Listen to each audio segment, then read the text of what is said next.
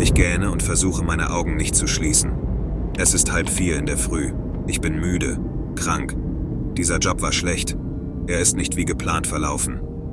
Und jetzt fahre ich auf dieser obskuren, dunklen, düsteren Straße mitten im Nirgendwo der USA und versuche einen Ort zu finden, an dem ich mich sauber machen kann. Als ich um die Kurve biege, sehe ich dieses alte, verfallene Gebäude ein Stück weiter rechts. Ich fahre auf den Schotterparkplatz und schaue mich um. Natürlich ist momentan niemand draußen. Ich werde es riskieren. Ich spähe hinein und sehe, dass es verlassen ist, wahrscheinlich seit mindestens 10 Jahren nicht mehr bewohnt. Ich zerbreche das Fenster der verlassenen Tankstelle und spiele mit dem Schloss und den Scharnieren, bis ich irgendwie die Tür aufbekomme. Als ich zum Badezimmer gehe, ziehe ich das blutgetränkte T-Shirt aus, das ich trug, und werfe es in die Ecke. Eine kleine braune Maus huscht weg. Wow, wieder ist ein Jahr vergangen. Und hier stehe ich vor diesem hässlichen, ekelhaften Waschbecken und wasche das Blut eines armen Tropfens von meinen Händen. Ich schaue in den zerbrochenen, schmutzigen Spiegel und kann nicht verstehen, was ich wirklich sehe.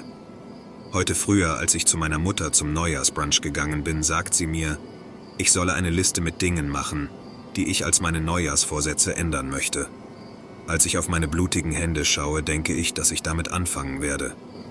Ich schaue mich im Gebäude um und finde einen Bleistift mit etwas Bleistiftmine.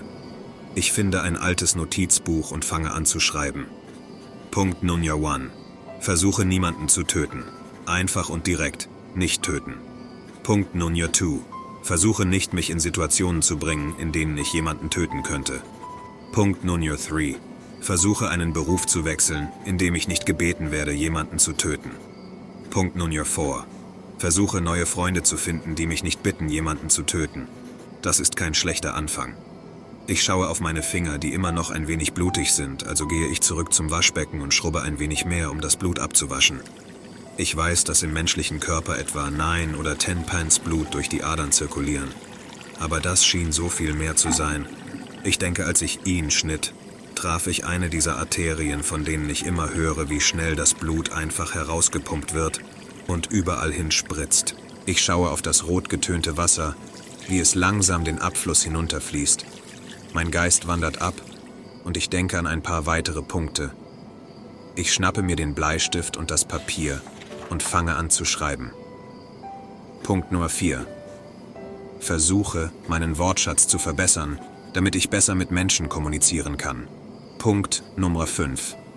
Versuche ein paar neue Sprachen zu lernen, damit ich ausländische Menschen verstehen kann, wenn sie mir sagen, dass ich sie nicht töten soll. Ich glaube, das hat dieser Typ versucht, aber wir haben uns einfach nicht verständigt. Ich habe kein Wort verstanden, das er gesagt hat. Cometes un error. No soy el tipo que estás buscando. No hice nada malo.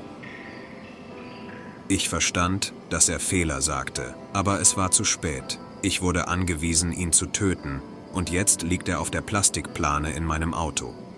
Ich schaue aus dem Fenster auf meinen kleinen Honda Accord. Es war eine enge Angelegenheit, ihn in diesen Kofferraum zu bekommen. Jetzt ist das eine andere Art, die Neujahrsvorsätze zu betrachten, vielleicht mir dabei zu helfen, meinen Job besser zu machen. Ich fange an, noch einiges zu schreiben.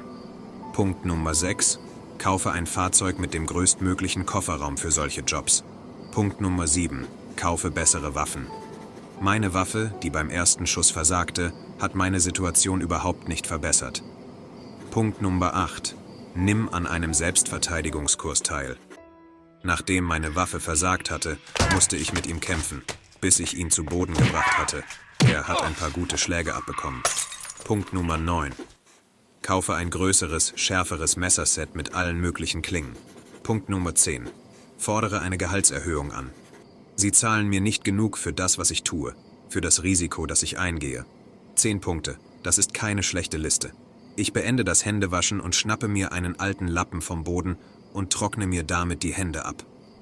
Ich betrachte den Lappen in meinen Händen. Es ist ein altes T-Shirt mit den Worten New York auf der Vorderseite gedruckt.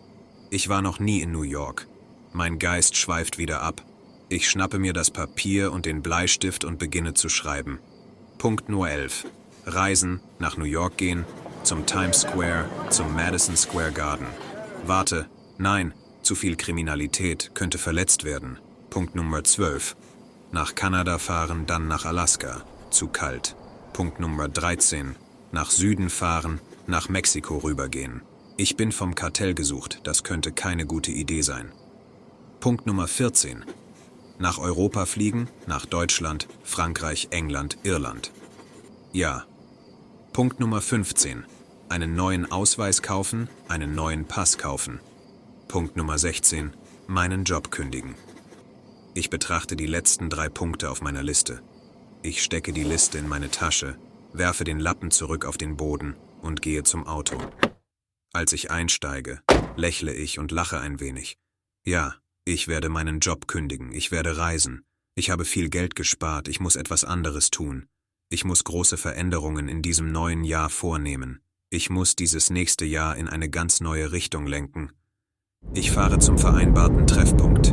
Ich steige aus dem Auto aus, gieße das Benzin über das gesamte Auto und zünde das Streichholz an. Ich beobachte, wie die Flammen das Auto ergreifen und es in Brand setzen. Ich gehe zu dem Van, der in der Ferne steht. Der Job ist erledigt, sagt der Mann am Steuer zu mir. Ja, er ist jetzt nur ein bisschen knusprig. Genauso wie ich gebeten wurde, antworte ich. Es gab eine kleine Änderung in den Plänen, fürchte ich. Ich habe es nicht kommen sehen, das Messer im Rücken, das sich immer tiefer drehte und eindrang. Ich keuchte, konnte mich aber nicht bewegen. Ich fiel zu Boden. Durchsuch seine Taschen, sagte der Mann im Van zu dem Mann, der mich erstochen hatte. Ich lag da, meine 9 oder 10 Pints Blut flossen aus meiner Wunde. Langsam verblassend konnte ich hören, was sie sagten, aber ich konnte nicht sprechen. was hast du gefunden? Irgendeine Art von Liste. Sieht so aus, als hätte der Boss recht gehabt. Er wollte aus dem Land fliehen. Sieht aus, als hätte er eine Liste mit Neujahrsvorsätzen geschrieben. Wird ihm wohl nicht viel nützen. Während ich weiter in die Ohnmacht falle, kündige ich meinen Job und werde reisen.